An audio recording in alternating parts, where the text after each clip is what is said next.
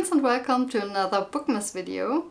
Today I wanted to talk to you about some authors that I have known from the very first book that I read that I love them. The first author that I really had this feeling with was Leigh Bardugo. Leigh Bardugo is one of my favorite fantasy authors, and since reading the very first book by her, I knew that I was going to probably like every single book that I read. And to this day, this has been true. I've read quite a few books by Leigh Bardugo this far. I've read the Grisha trilogy, I have read Six of Crows, the duology, and also King of Scars, the duology. And then I also read Ninth House and Hellbent. And I have loved every single one of them, and I just thought, like, with every single book it just gets better and better. I did read all of them in order, so I started with the Grisha trilogy, and I started reading these books right around the same time or a little bit before the Netflix series came out, and I kind of got introduced to them by Bookstagram. I was really following a lot of bookish accounts on Instagram at the time, and especially also German accounts, and a lot of them were talking about this book series, and I got really intrigued because of the covers at first, because I think they're really pretty, and then also because I heard so many people talk about Six of Crows and saying like this is the best series ever or the best duology ever. And I'm not a person that can just then go and read that duology. I need to start at the very beginning of this world, and that is the Grisha trilogy. So that's why I did that. And ever since I read that first book, I knew that I was going to like the world that it was set in and the world building. I really enjoyed the characters. I thought it had some great, really typical fantasy elements to it, like getting to know your powers, discovering that you have powers, and then also a great training sequence. And in a sense, it gave me the same kind of feeling that I had when I was reading Harry Potter as a teenager or a kid. And I, since then, haven't really read any fantasy, and especially not any fantasy that is set up in the same kind of way. I was maybe reading more romantasy and stuff, but not like a typical fantasy, which you could argue that in the Grisha trilogy there's also romance going on, but it's definitely not what drew me into it. It was more Alina, the main character, and her discovering her powers, and then also having this antagonist and her really finding out what she stands for in this world, and just having to take on this role that she didn't really even want. And that just really drew me into the series.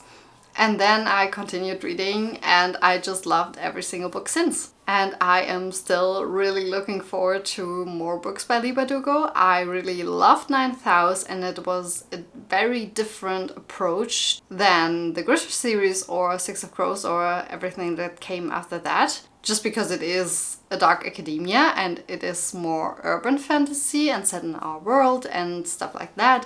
So I really enjoyed that as well, and I thought that it was really cool to see how she developed as a writer since then. So this is actually an author that I've been following quite a while now. That's not the case for every single author on this list. For example, Taylor Jenkins Reid is an author that I have also read once, and then I knew I loved her writing style. And I only discovered that this year when I read Carrie Soto is Back by Taylor Jenkins Reid. And that was really a good book to go into it, in my opinion. I just kind of picked it up on a whim because I just didn't know what to read, and I went through my audiobook app, and I had planned to look into Taylor Jenkins Reid for such a long time and to read one of her books. And I even had The Seven Husbands of Evelyn Hugo already on my shelf, but I was going on a trip for the weekend and I just needed an audiobook to listen to. So I picked up Carrie Soto is Back, and that was the best choice ever. because I love that book so much. I really enjoyed the writing style in that. It was so captivating, it made me want to read all day, and I just couldn't stop. And that's when I knew that I was going to pick up more books by Taylor Jenkins Reid, and I have read 3 books by her this year. So I started with Carrie Soto's Back, and then I read The 7 Husbands of Evelyn Hugo and also Daisy Jones and the Six. And these are just so iconic that I don't even know how to explain it, but I just think there's something about the way that Taylor Jenkins Reid writes about fame and about pop culture that really speaks to me, because I am at heart someone who really is into all of this pop culture stuff, even though I don't really follow it that much anymore. Not as much as I did when I was younger, but I still really enjoy reading about pop culture and also about fame and striving for things, and like the huge motivation that these characters have and the huge passion they have for what they're doing. And it just makes for such an interesting story. Is really amazing to me. And then another author that I have only discovered last year is Ellie Hazelwood. Ellie Hazelwood has BookTube and BookTok in a chokehold.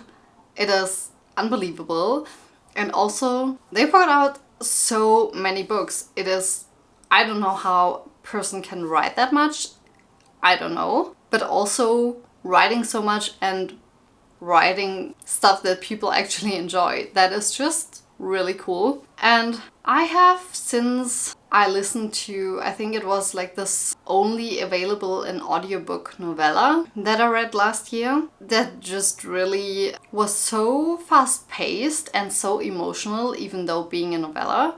I really enjoyed. And then since then I've read quite a few books as well. I read Bride, I read Problematic Summer Romance and Bound so far. And I also have like a few other Ellie Hazelwood books still on my shelf and saved as audiobooks that I really want to get into. The whole Staminist series I'm really looking forward to. And yeah, it's just the writing style that I think feels so effortless and really has this kind of fanfic type of appeal that drew me into it, because it's just so easy to digest and it's just so easy to like and not take too seriously. And that was definitely something that really drew me in when I first read Ellie Hazelwood. Sorry, I just had to switch out my card because it was full, and that is my whole life in this month because of Bookmas. But let's continue with another author that I really loved from the very first book. And it also has been a while since I read the first book, and I don't remember which book it was by Emily Henry that I read and loved. I think it was People We Meet on Vacation, which is so wild to me because this is a second chance romance, and that is one of my least favorite tropes in romance.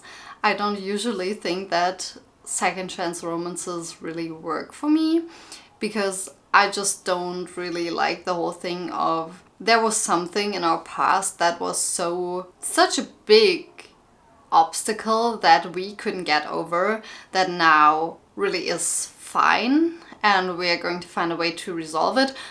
Not that that doesn't happen or that doesn't work in books, but I just rarely see any books that really do it very well, because a lot of the time the things that happen in second chance romances just aren't things that I can personally get over or I could get over. And to find this sweet spot of it is something that was really something that was worth breaking up over and not just a stupid miscommunication that was really unnecessary, and then also having something that is not too bad so that you wouldn't want to get back together, is really hard to find. And I did think that Emily Henry really managed that with this book, and that was also ultimately what really drew me in, because I thought if you can pull that off, then you can probably pull off a lot more. And she did. Since reading People We Meet on Vacation,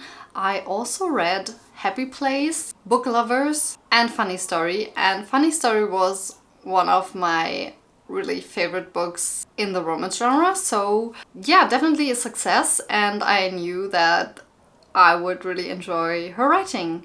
But now, for her new book, I haven't read that one yet. Great Big Beautiful. I haven't read that one because people are giving so mixed reviews about it that I don't know if I will enjoy it. And I'm a bit scared because, I don't know if you ever have that, but if you love an author and you enjoyed every single one of their books and then people are saying something negative about one book and you just don't want to read it so you don't have a negative experience with this author. That's what I'm feeling towards this book. I just don't know if I really want to pick it up just because I don't want to ruin this perfect streak that I've had with Emily Henry. But I guess I will read it at one point. But I can definitely see what people are saying from even just the blurb of the book, because it does seem a bit different from what she used to write. Which is not necessarily a bad thing, but I guess you really have to manage your expectations when going into a book. And if this book isn't as romance focused and it's more focused on the storyline and more of maybe a literary fiction approach, then I just think I really have to be in the right mood to pick it up.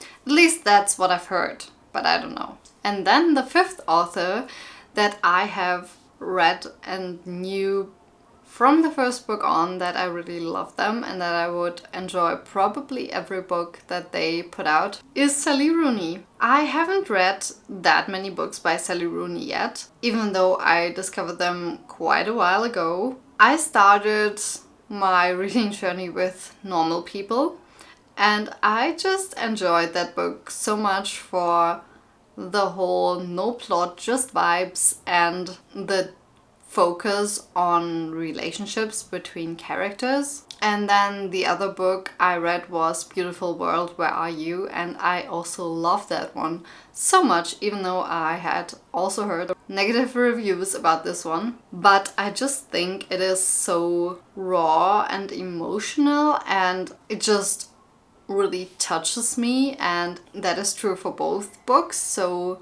I know that reading Sally Rooney books in the future, I will probably also have some sort of emotional reaction to them. And I know that I really have to be in the right headspace to read them because they are quite intense, I would say. So yeah, I really love these books as well. I love the writing style, which is really unusual and interesting. And I'm really looking forward to see what other books they are going to put out in the future. And I think I'm probably going to enjoy every single one of them. But obviously with all of these authors, I don't know. It could definitely be that they will put out books in the future that I don't enjoy, but I know that I will probably pick up every single book that they put out at one point or another. And that is a pretty good sign that I am very confident in their writing abilities, obviously. And yeah, these are just the authors that I will get really excited for when they announce that they have a new book that will be coming out, and that I will definitely then be looking forward to and be marking the release date in my calendar and stuff like that, even though sometimes I don't get to them as fast as I would like to. And I'm interested to hear if you have any authors like that as well. Let me know in the comments if you do and who these authors are. And I will see you tomorrow. Bye!